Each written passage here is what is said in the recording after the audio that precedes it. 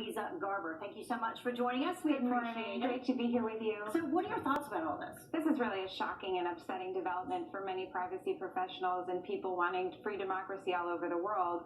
Really what happened is Apple has gone back and forth in allowing this HKMove, this app that allowed people to look at where police and protest activity was taking place in Hong Kong. They've now removed it from the App Store in Hong Kong.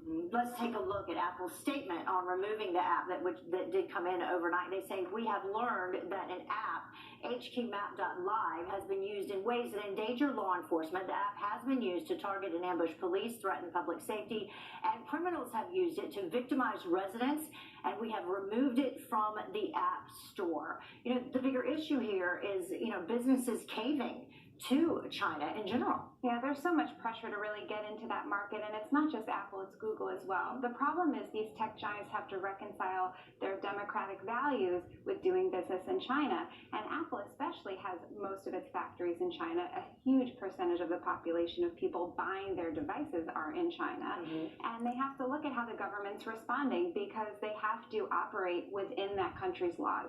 Yeah, so a legal issue as well. Exactly, it's a legal issue. And when you look at the App Store guidelines for submitting an app, there's not only guidelines for defamatory, discriminatory, pornographic content, but it's also you have to remain within the laws of that country.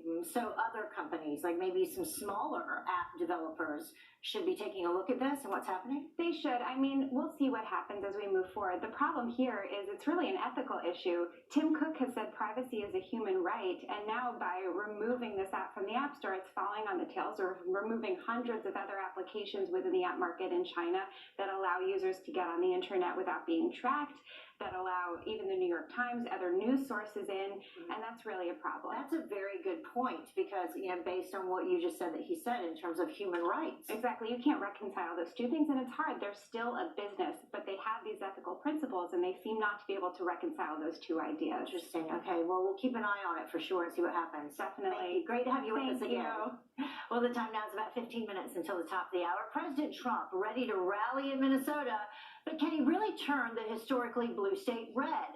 Our next guest, who lives in Congresswoman Ilhan Omar's district, says that the president's results are impossible to ignore. How he thinks the president will win next.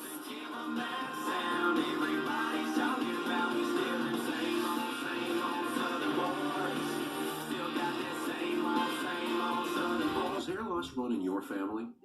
Are you losing your hair? You can